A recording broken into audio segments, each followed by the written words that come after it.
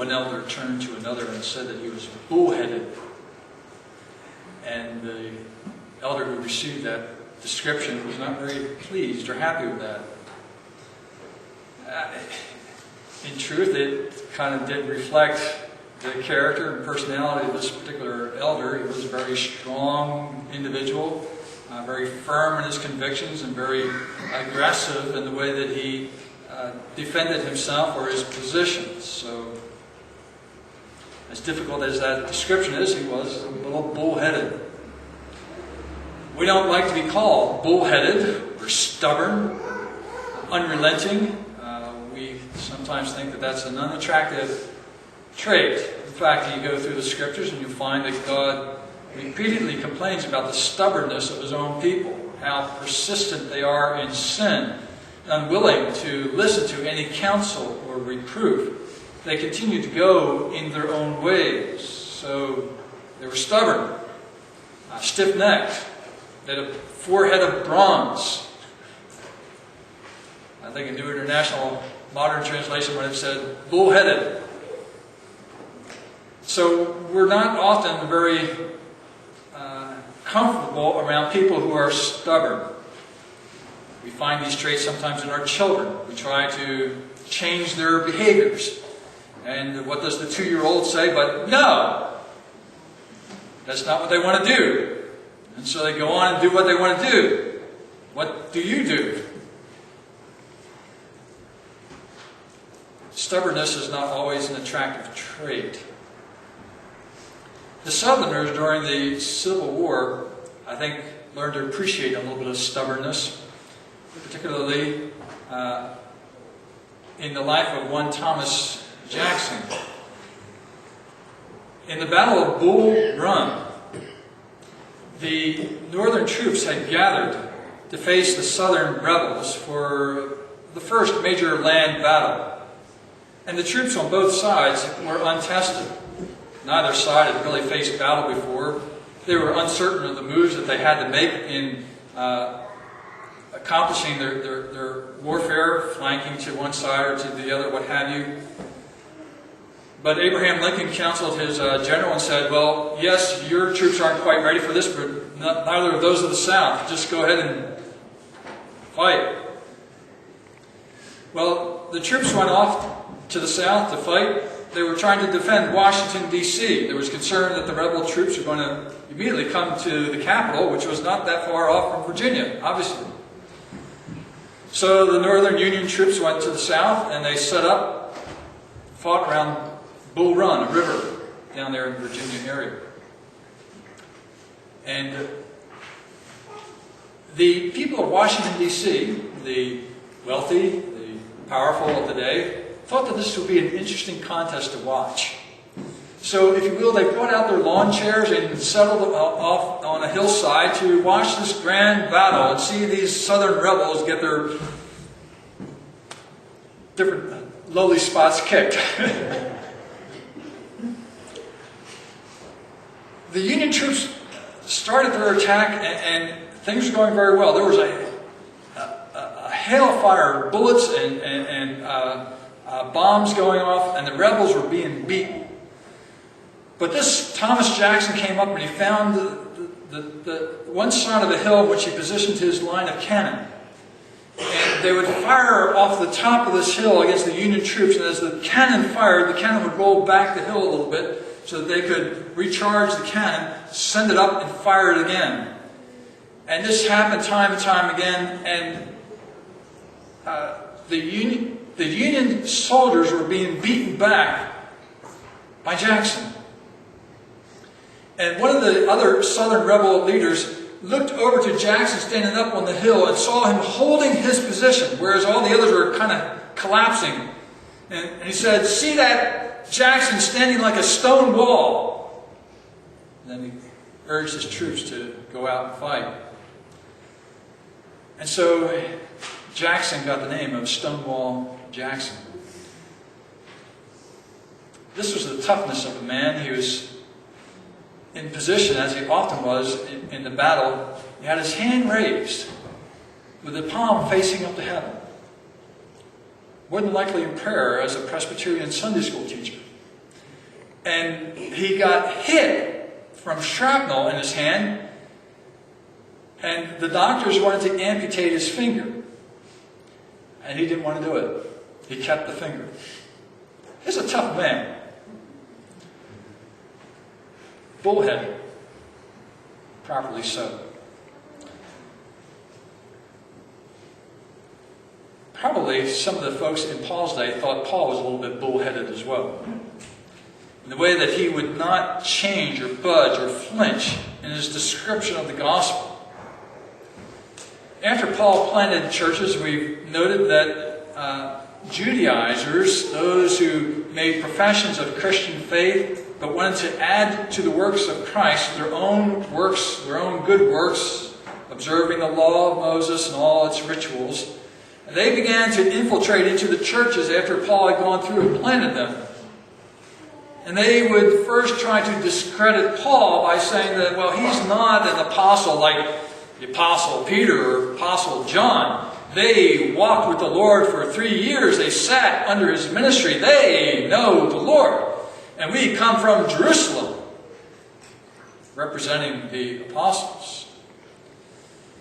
And Paul, he never met with Jesus except for what he claims to be a vision on the road to Damascus.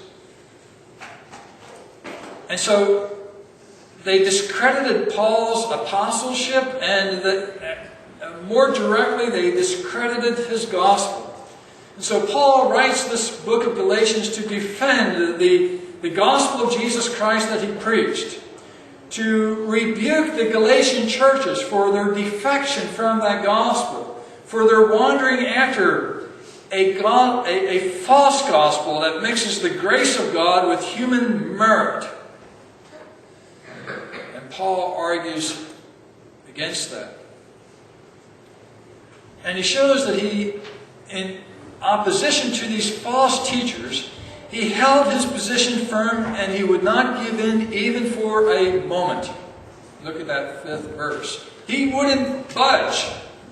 He understood what the gospel taught, and he was not about to change that or to shape that or improve that to please his audience, or to make him conform with expectations among those who were sympathizers within the Jewish community.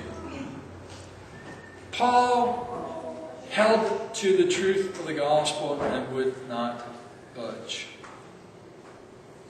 He relates a story in that regard when he had to go back to Jerusalem. This was, as he describes in the first verse of the chapter, 14 years later, and commentators debate as to when exactly this was. You know, in the first chapter, he said after 3 years he went up to Jerusalem to meet with Peter privately and stayed with him for about 15 days.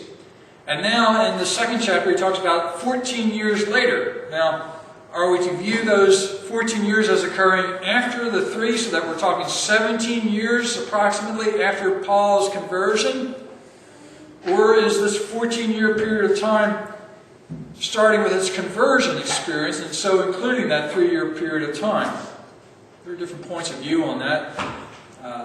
My view is that it is sequential. You have first the 3 years, then the 14 years. I think that's a natural way to read the text. So we're talking about a 17-year period of time. The next question with regard to this visit to Jerusalem is, which visit to Jerusalem is Paul describing? When you look at the book of Acts, there are several visits immediately after his conversion, or shortly thereafter his conversion. And then you have this visit in Acts chapter 11, where Paul and Barnabas go to Jerusalem with a gift for the poor. Agabus had prophesied that there would be a famine throughout the Roman world. And so Paul and a number of the Gentile churches gathered up a collection and entrusted it to Paul and Barnabas. And they went to Jerusalem and distributed these gifts to the poor. And so that's one visit to Jerusalem. And some suggest that that's what Paul has in mind here in chapter 2. This visit where there was a private meeting with Peter, perhaps, and with others. And at that time, Paul with Barnabas presented the gospel to them, and they found common ground.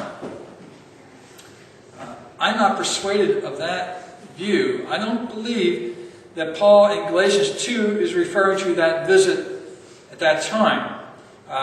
There are, I think, a number of problems chronologically considered, and also thematically. The visit in Acts chapter 11 and chapter 12, verse 25, all one referring to one visit, has to do with this gift to the poor, and has little to nothing to do with the theme here of Galatians chapter 2, which is the message of the gospel, and what the truth of the gospel really is. There's a little bit of an echo of it at the end of the text in the 10th verse, where Paul talks about his concern for the poor. But beyond that, there's no real connection with what takes place in Acts chapter 11. Rather, it seems to me that Paul is referring to Acts chapter 15, where he and Barnabas, along with some others, go down to Jerusalem to meet with the apostles and the church, the elders of the church there, for a major conference in which they debate whether the gospel required the Gentiles to observe the law of Moses or not. And you recall in Acts chapter 15 that first Peter gives his presentation of the gospel and his experience of God's work among the Gentiles. And then James comes, or Paul and Barnabas give their reports as to what occurred in their missionary journeys. And then James brings the whole event to a conclusion, making his judgment. James being the brother of the Lord Jesus and perhaps the chief or presiding elder of that assembly. And he comes to his decision, and they publish a decree that is distributed to the churches. It seems to me, and this is where William Hendrickson and J. Gresham Machen also come down to, I believe that what you have in Galatians 2 is this specific visit in Acts chapter 15. The themes, the theology are consistent. Now, some would quibble and say, well, Paul in Galatians chapter 2 is talking about a private meeting, whereas in Acts 15 it's a very public gathering. And I say, why not both? Why could not Paul and Barnabas first meet with Peter, James, and John in private, and then go from that position to the assembly, and in public defend their understanding of the gospel? To me, that is not an issue.